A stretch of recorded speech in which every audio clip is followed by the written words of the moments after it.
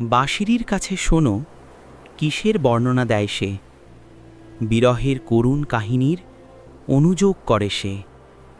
বিখ্যাত কবিপ্রেমিক মৌলানা জালালউদ্দিন রুমির এই কথার আধ্যাত্মিক ব্যাখ্যা করবেন মৌলানা মোহাম্মদ ঈসা শাহিদি সাহেব।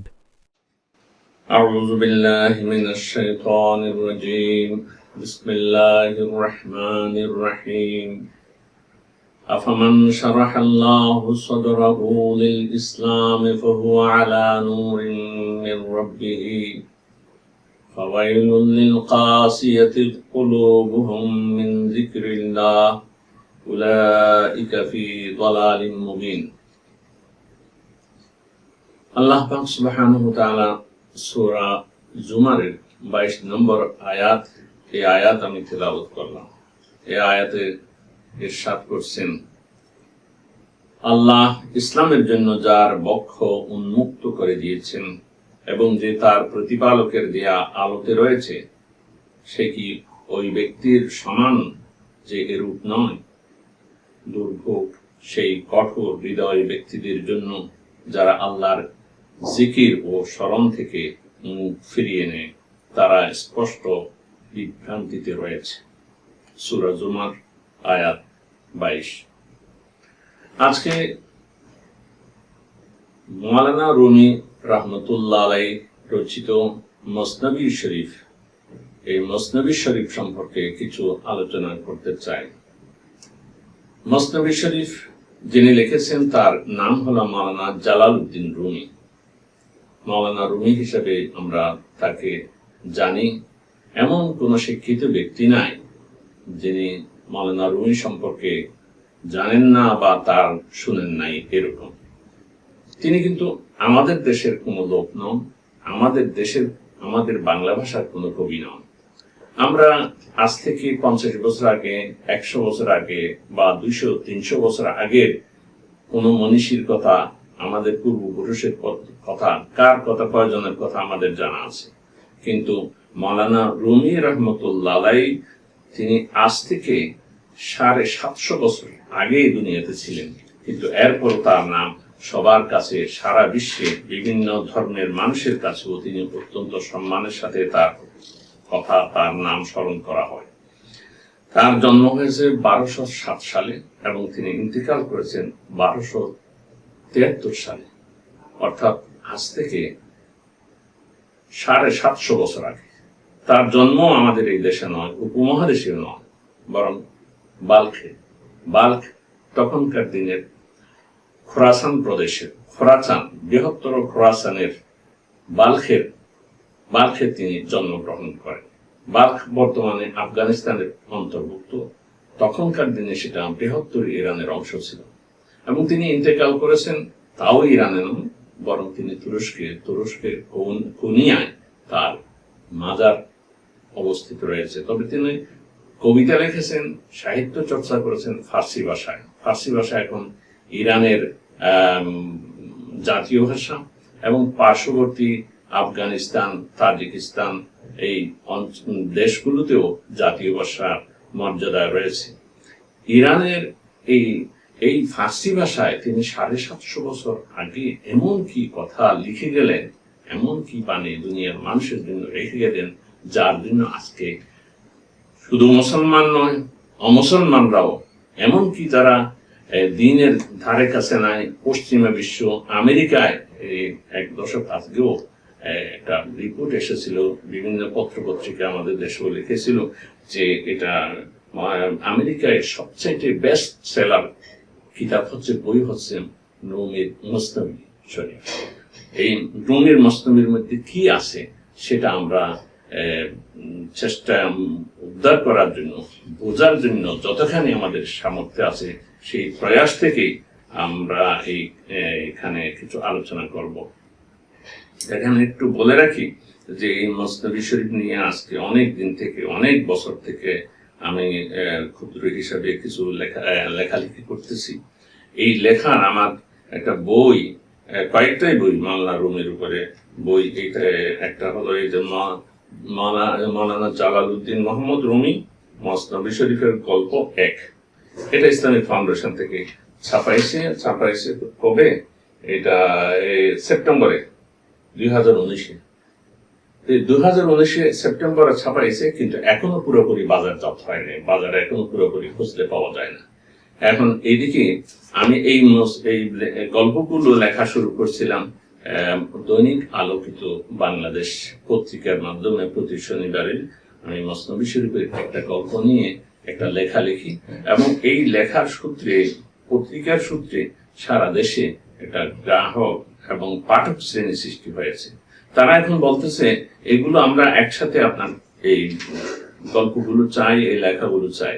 তো একটা বই, অনেক দিন পরে একটা বই ছাপা হয়েছে, এই বই দেখা যাচ্ছে এখনো পর্যন্ত বাজারজাত হয় নাই, কিন্তু কিছুদিন পরে দেখা যাবে যে যে কয়টা বই আনছে সেগুলো বিক্রি হয়ে গেছে, অনেকেই পাচ্ছে না।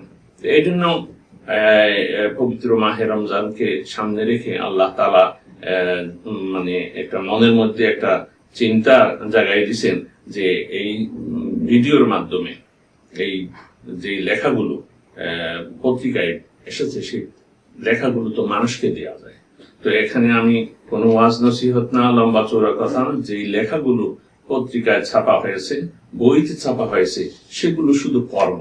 এগুলো আমরা, এবং এর মধ্যে কি আছে, মাওলানা রুমিয়া মানুষকে কি জানাইতে চাইছেন, সেটা আমরা এখান থেকে বোঝার চেষ্টা করব। আজকে শুধু এই আমার এই বইয়ের, যেটা ইসলামিক ফাউন্ডেশন থেকে প্রকাশিত হয়েছে, সেই বইয়ের ভূমিকা অংশটা শুধু পড়তেছি। মসনবী শব্দের অর্থ প্রতি 2 লাইনে অন্তমিল আছে এমন কবিতা। শরীফ মানে সম্মানিত। মসনবী শরীফের মূল নাম মসনবী মানবী, অর্থ আধ্যাত্মিক দ্বিপদী কাব্য। দ্বিপদী ছন্দ হচ্ছে কবিতার বহুল প্রচলিত সহজ সরল রীতি, এবং পৃথিবীর সব ভাষাতেই এর প্রচলন আছে। ফার্সি ভাষায় মসনবী কবিতার রচয়িতা অগুন্তি হলেও অনেক কবিরা, প্রায় সব কবিরাই মসনবী লিখেছেন, কিন্তু মসনবী বলতে মাওলানা রুমি রচিত মসনবী কাব্যগ্রন্থকেই বোঝানো হয়। কবিতার অতি সাধারণ একটি রীতি অবলম্বন করে আত্মিক বা আধ্যাত্মিক শিক্ষা ও দর্শনের মহাকাব্য রচনা এক অসাধারণ কীর্তি। এ কারণে ফার্সি ভাষায় প্রণীত মাওলানা রুমির মসনবী শরীফের খ্যাতি, সম্মান ও গ্রহণযোগ্যতা বিশ্বব্যাপী। একই কারণে একে মানবী বা আধ্যাত্মিকতার স্থলে শরীফ সম্মানিত বলেও আখ্যায়িত করা হয়। আমরাও মসনবী শরীফ বলতেই অধিক স্বাচ্ছন্দ্য বোধ করি। আমাদের দেশও এই মসনবী শরীফ বলতে মাওলানা রুমির সেই দ্বিপদী আধ্যাত্মিক কাব্যগ্রন্থকেই বোঝানো হয়। মাওলানা জালালউদ্দিন রুমি, যেমন বলেছিলাম, তিনি প্রায় 750 বছর আগে 6 খণ্ডে বিন্যস্ত কম বেশি 26,000 শ্লোকের বিশাল কাব্যগ্রন্থটি রচনা করেন গল্প আর গল্প দিয়ে, অর্থাৎ মসনবী শরীফ। মসনবীর এই গ্রন্থটি, এটা 6 খণ্ড। এখানে পুরো মসনবী 6 খণ্ড মসনবী এখানে আছে। এই 6 খণ্ডের মসনবীর মধ্যে এগুলো, এখানে 6 খণ্ডের মধ্যে বয়েটের সংখ্যা, বয়েট মানে 2 লাইনে 2 লাইনে বয়েট, যেমন যে বেশনু আজনাইন ছুন হেকায়াত মিকুনাত, এটা দিয়ে মসনবী শরীফ, এটা একলা নাই। আজ জুদাই হা শিকায়াত মিকুনাত আরেকটা লাইন, এই 2 লাইন মিলে একটা বই। এরকম বই 26,000, কম বেশি, কমও হতে পারে, একটু বেশিও হতে পারে, বিভিন্ন সংকলন অনুযায়ী তারতম্য কিছুটা আছে। 26,000 এরকম বয়েট নিয়ে এই মসনবী শরীফটা তিনি লিখেছেন। আলহামদুলিল্লাহ, আমি এই 6 খণ্ডের মধ্যে 1 খণ্ড পুরা অনুবাদ এবং ব্যাখ্যা করেছি। এই 1 খণ্ডের অর্ধেক হলো এটা 500 কত পৃষ্ঠা, 624 পৃষ্ঠা, এটা হলো 1 খণ্ডের অর্ধেক। এটা ছাপা হয়েছে ডিসেম্বর 2015 এই কিতাবটা ছাপা হয়েছে। অনেকগুলো ছেপেছে ইসলামিক ফাউন্ডেশন, এখন কিন্তু বাজারে পাওয়া যাচ্ছে না, এখন নাই, এখন ঢাকায় নেই।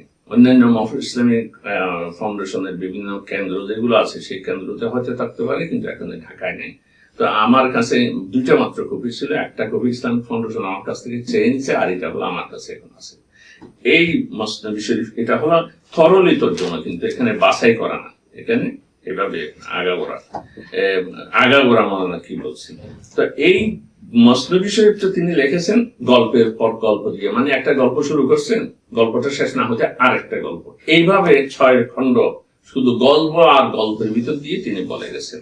আচ্ছা, বাদশাবাদীর প্রেম কাহিনী দিয়ে রচনা শুরু, তারপর একের পর এক গল্পের জলসা, এমনকি গল্পের ভেতর গল্প দিয়ে এগিয়ে যান তিনি। এসব গল্প তিনি চয়ন করেন কোরআন, হাদিস, ইতিহাস ও রেওয়ায়েতের বিশাল ভুবন থেকে। বিভিন্ন ধর্ম ও সংস্কৃতিতে প্রচলিত কাহিনী ও রূপকথা, এমনকি হাটে বাজারে প্রচলিত স্থূল গল্পও স্থান দিয়েছেন তার অসাধারণ কাব্যে। আবার বিভিন্ন গল্পকে নিজের মতো করে সাজিয়েছেন, কোথাও দীর্ঘায়িত করেছেন, কোথাও গল্পের কাঠামো বদলে দিয়ে নতুন ভাবে নির্মাণ করেছেন, আবার নতুন চরিত্র ও ভূমিকার অবতারণা করেছেন। ভালো গল্পের বই পড়ে আমরা সাধারণত এর উপসংহার থেকে শিক্ষণীয় বিষয় সংগ্রহ করতে পারি, অথচ মসনবীর গল্পগুলো এর ব্যতিক্রম। মসনবীর অনেক গল্পের উপসংহার নেই বা ভালো শিক্ষণীয় বিষয়ও নির্দেশ করা হয়নি। এসব কারণেই মসনবী শরীফকে গল্প গ্রন্থ মনে করে বুঝতে চাইলে পাঠককে বিব্রত ও বিভ্রান্ত হতে হবে। একটি উদাহরণ দিলে বিষয়টি অধিক পরিষ্কার হবে। মসনবীর একটি প্রসিদ্ধ গল্প হচ্ছে খরগোশ কর্তৃক সিংহবধের কাহিনী।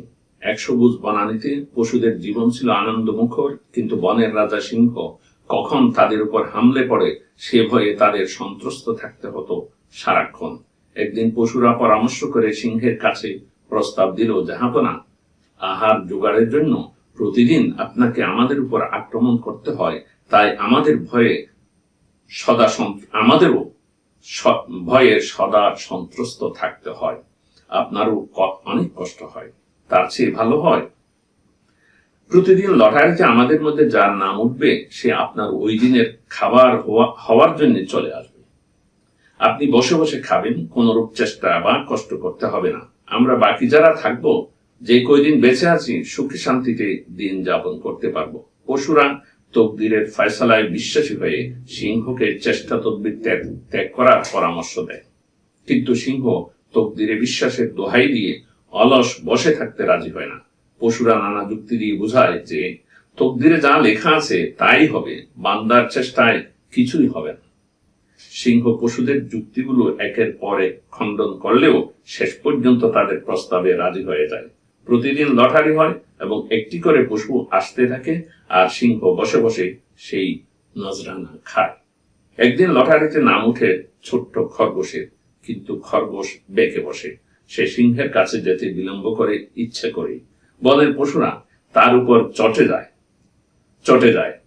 ওদিকে ক্ষুধার্ত সিংহ রাগে অগ্নিশর্মা। খরগোশ গিয়ে নিবেদন করে, অধমের বিলম্বের কারণ শুনুন। আমি জানি এই বনের আপনি রাজা, অথচ আসার পথে আরেক সিংহ পথ আগলে বলল, যাও কোথায়? আপনার কথা বলাতে সে দারুণ খেপে যায়, বলে, আমি সিংহ, এ বনের রাজা। শেষ পর্যন্ত তার কাছে আমার সাথীকে জিম্মি রেখে আপনার দরবারে হাজির হয়েছি।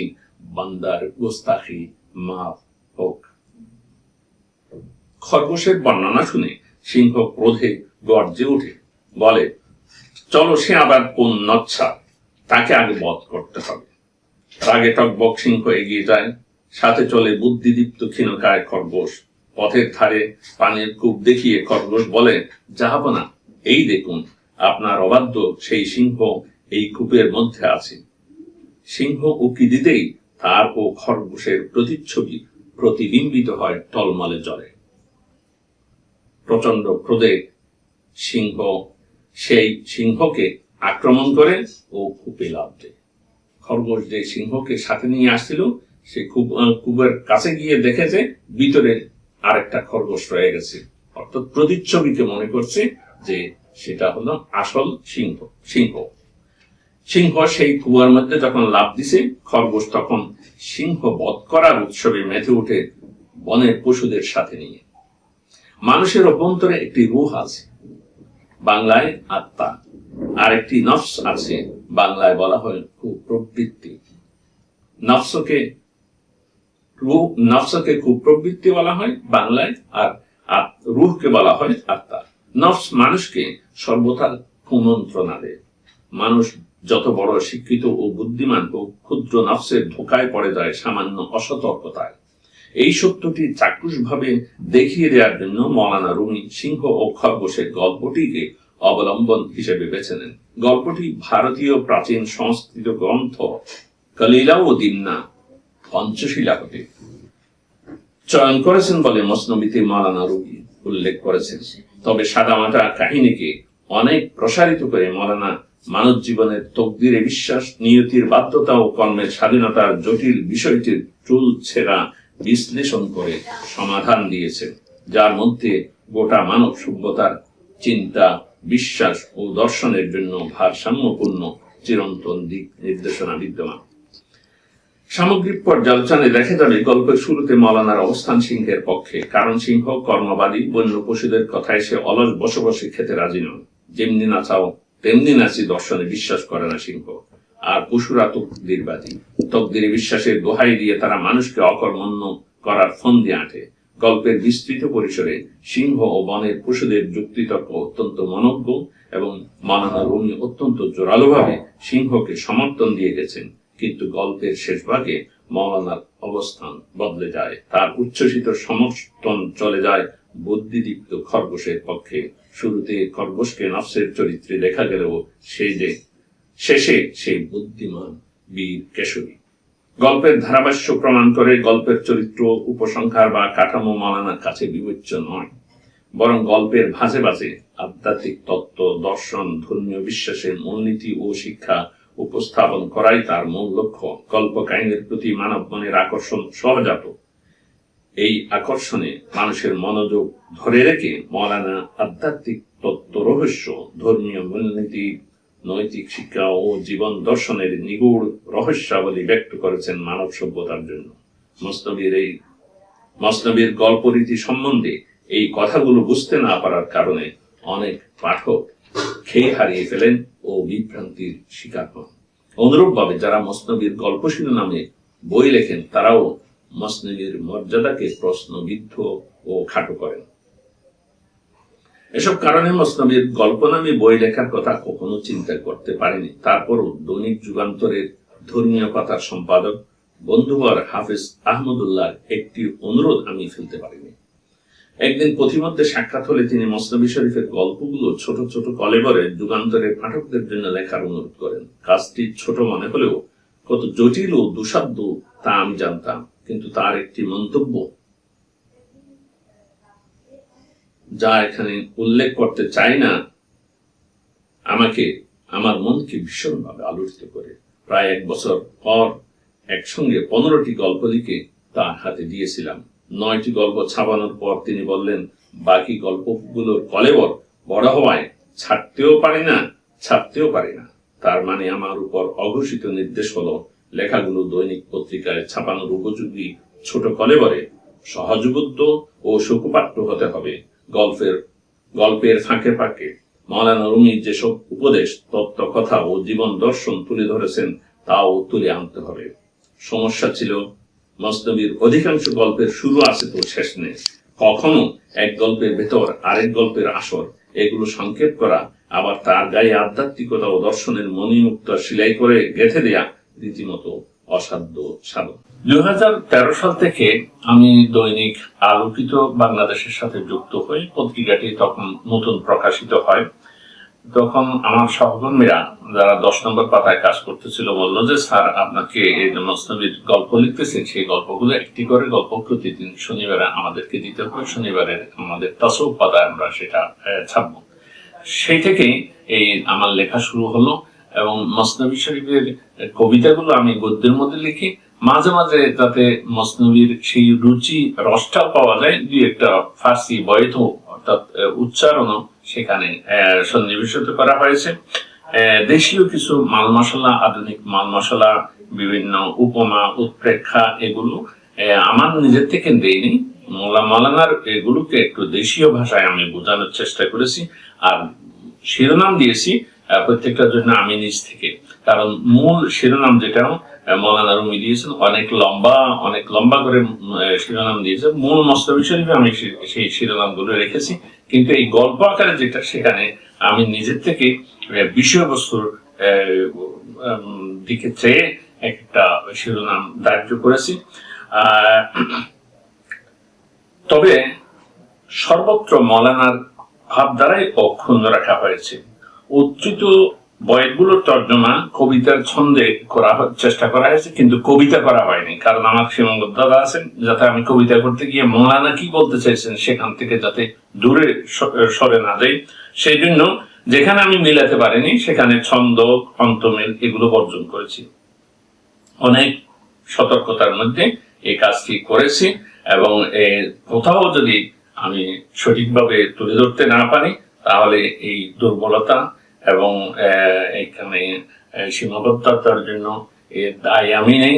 মৌলানা রুমির মসনবী শরীফের কোথাও যদি আকর্ষণ ব্যাহত হয় সেটার জন্য আমি দায়ী। তো এতটুকু আমি ভূমিকা পেশ করার সাথে সাথে আজকের আলোচনা এখানেই শেষ করছি। ইনশাআল্লাহ সামনে থেকে যে মূল আমরা যে আলোচনা, যে গল্প, এক একটি গল্প করে আমি প্রত্যেক আসরে পেশ করার আশা করছি। আল্লাহ পাক সুবহানাহু ওয়া তাআলার কাছ থেকে সাহায্য চাই। সুবহানাকা আল্লাহুম্মা ওয়া বিহামদিকা লা ইলাহা ইল্লা আনতা আস্তাগফিরুকা ওয়া আতুবু ইলাইক।